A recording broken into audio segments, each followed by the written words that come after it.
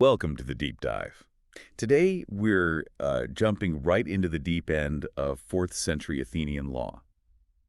It's a world that's, well, high stakes, incredibly theatrical, you might say. Definitely theatrical. We've got this amazing set of sources that really detail the whole environment around one of antiquity's most, frankly, sensational trials. You know, the one centered on impiety, beauty, and just sheer rhetorical performance. That's right. And, everyone remembers let's say, the climax of that particular trial, the really dramatic bit. But that specific story isn't our main focus today. Our mission really is to reconstruct the context, what made that whole spectacle even possible. We need to understand the legal, the political, the social conditions in Athens at the time. It's like a powder keg, really. Exactly. We're basically looking at the blueprints of Athenian justice here. We're drawing from deep histories, legal commentaries, and, crucially, the actual speeches of the big-name orators, Demosthenes, Aeschines, Hyperides. And these sources, they lay out the structure of the popular courts, the power dynamics, which were often pretty tense, right, between citizens and magistrates. And maybe most importantly for this story, the moral language they used, how they built someone up or tore them down. Yeah, and this deep dive is, I think, really necessary because the Athenian system, it was just so different, so radical in its democratic approach. You had these huge juries, hundreds of citizens. Ordinary citizens. Ordinary citizens, yeah, often driven by emotion, not just legal statutes. The rules could be, well, fuzzy. The stakes, often life and death. And the power balance, always shifting under their feet. So that's the big question, isn't it? If the formal laws, the statutes, weren't always enough to get a conviction, especially in a huge capital case like impiety, what did it actually take? Legally? Rhetorically? Yeah. How did you sway hundreds of jurors, maybe even override a capital charge, using things like spectacle, performance, maybe even religious awe? That's what we need to unpack. Starting with the arena itself, the courts. Okay, so to really get the feel for these trials, you first have to picture the legal stage. The popular courts, the dicastoria, they were sovereign. They held the ultimate power, even in the most serious cases. And this wasn't just how it had always been. This sovereignty came from some pretty radical political reforms, didn't it? Reforms designed specifically to take power away from the old guard, the aristocracy. Absolutely. Let's start at the top with the overall governance structure. You had the Council of 500, the Bulo. Think of them as the state's supreme administrative authority. Running the show day to day. Pretty much. They handled public administration, finances, negotiating with other cities, crucially, keeping tabs on the magistrates. They were the engine room of the polis. Okay, but they weren't making the laws themselves, were they? Yeah. No, not the final laws. The Buli was more like a filter, a gatekeeper. Our sources are clear.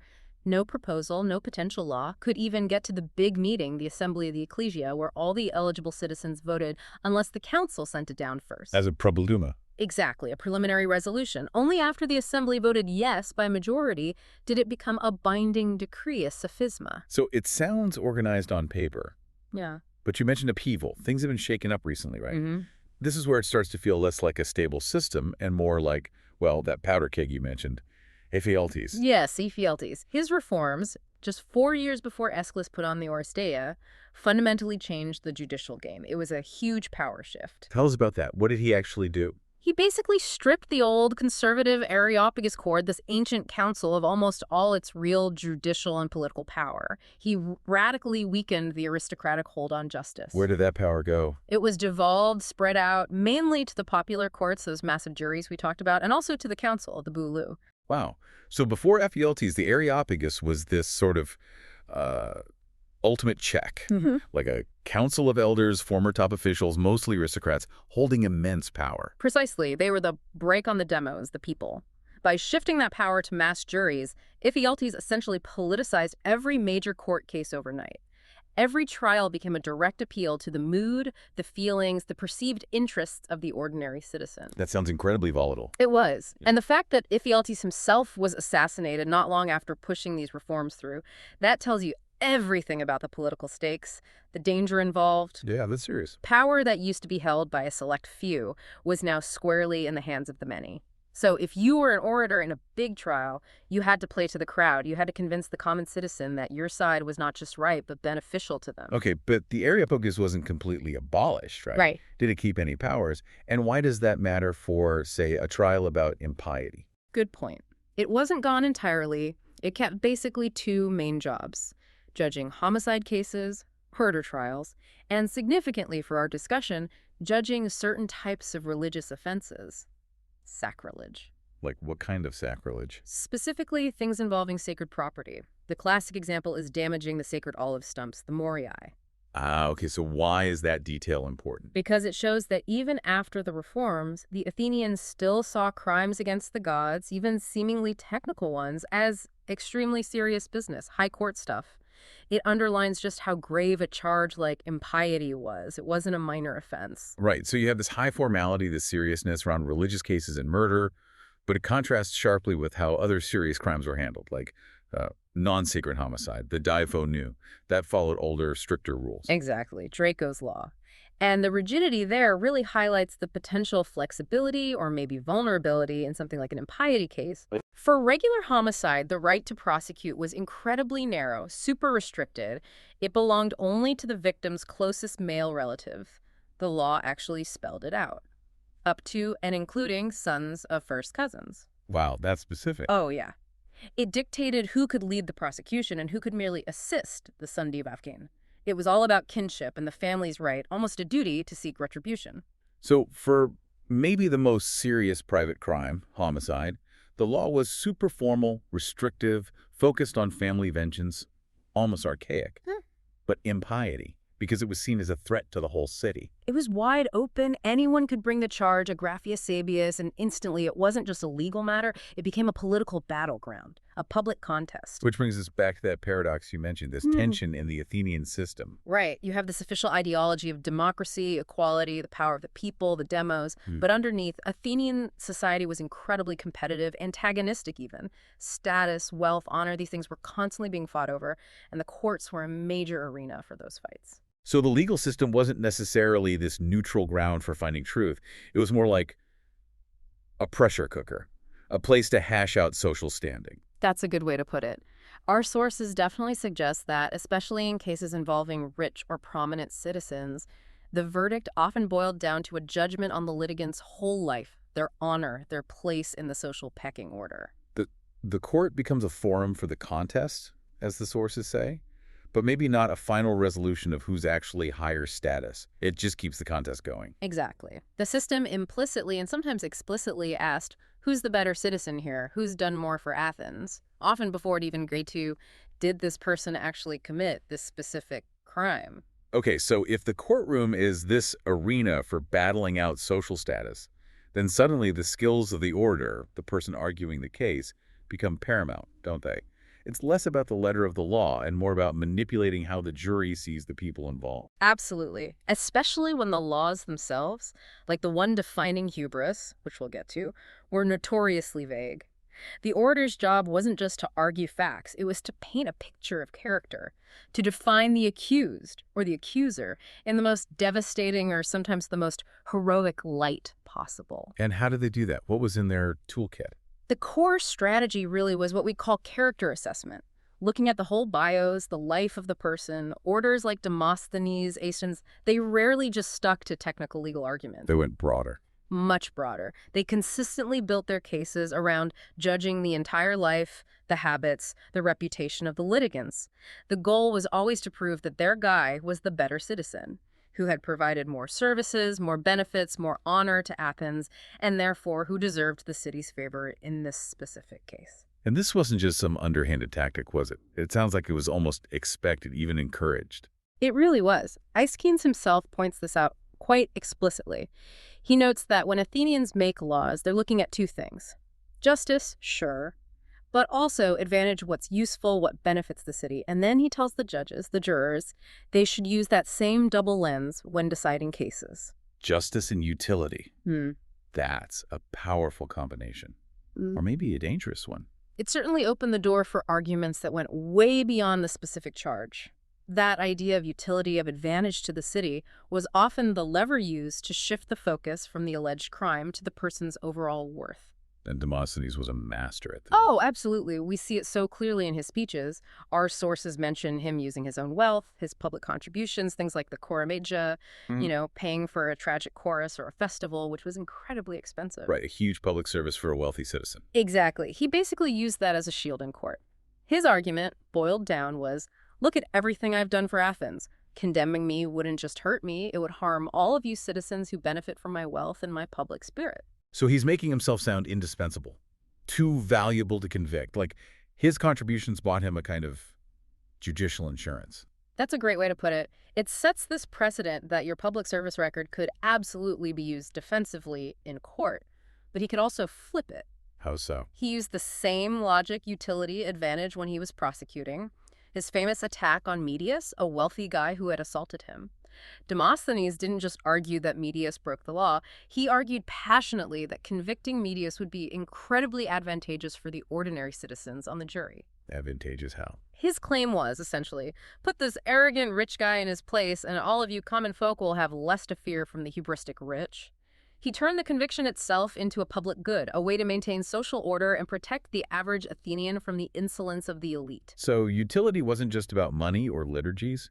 It was a social calculation, too, about controlling the elite, reinforcing the hierarchy in a democratic way. Exactly. And that brings us to hubris, outrage, insolence, excessive pride.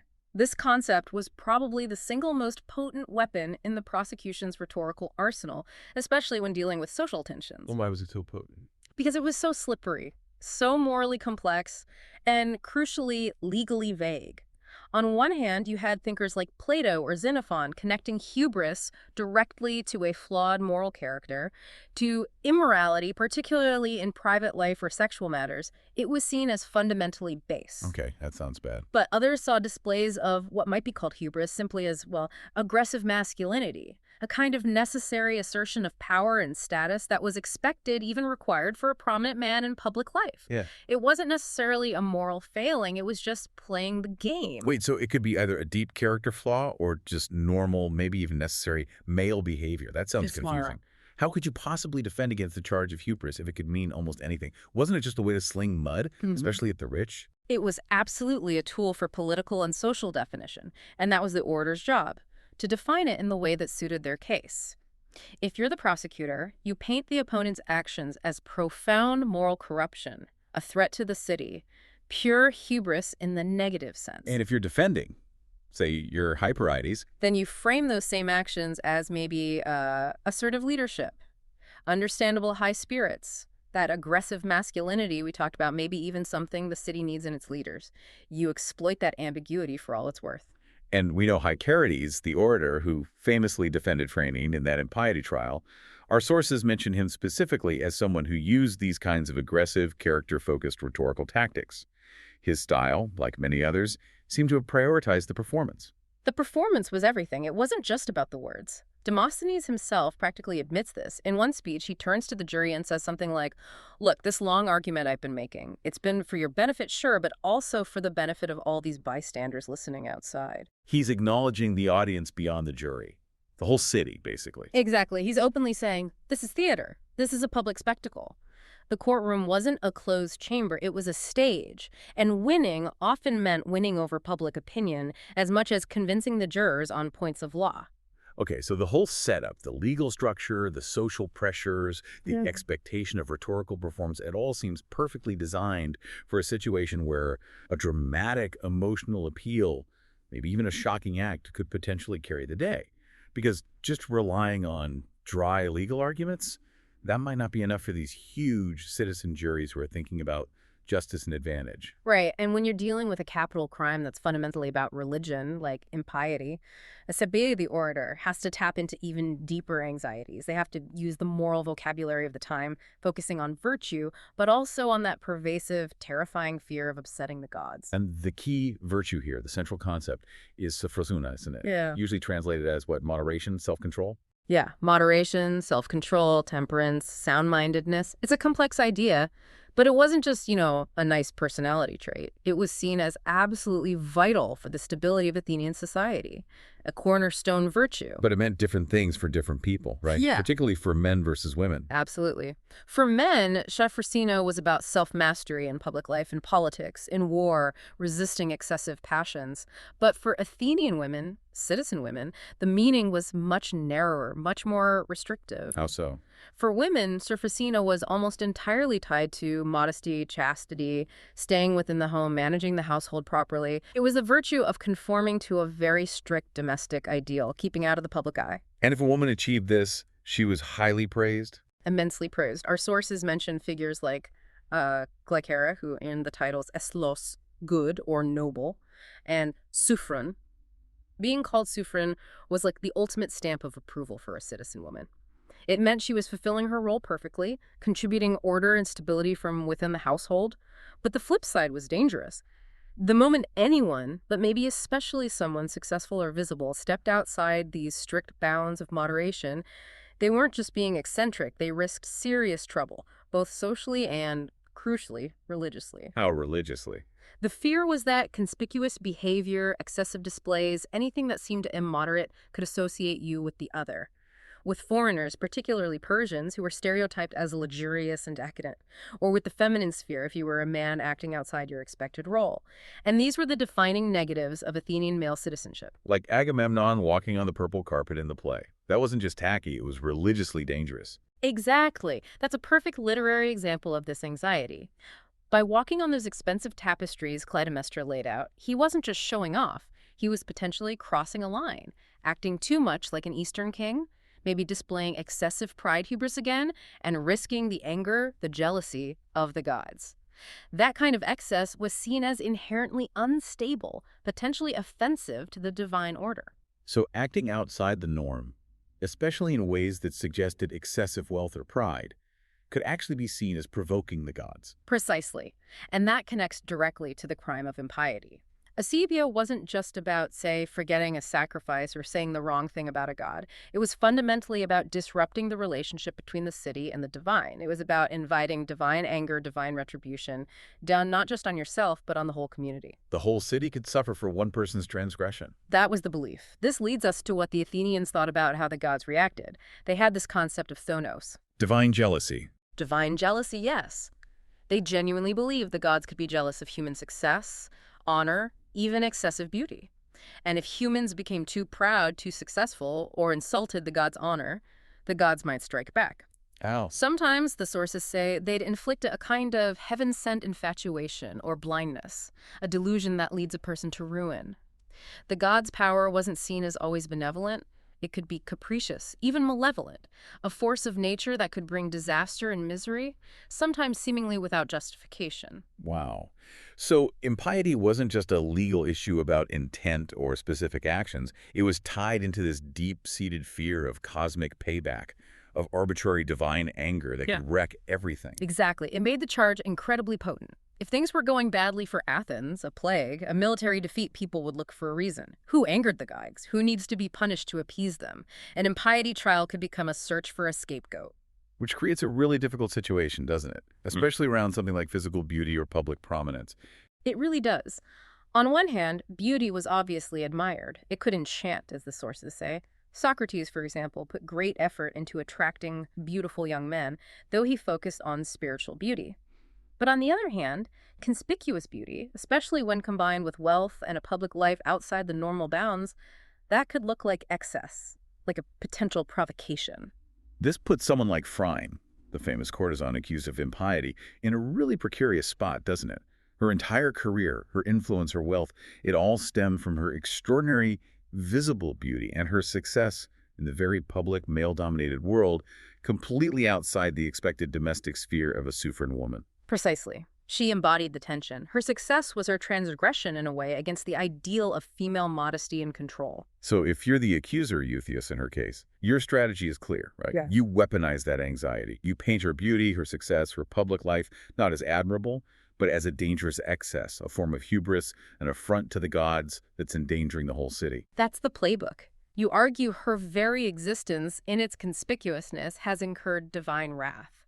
But that then dictates the defense strategy, too. How so? The defense Hyperides couldn't just argue, oh, she didn't really do anything impious. That might not be enough against that background fear.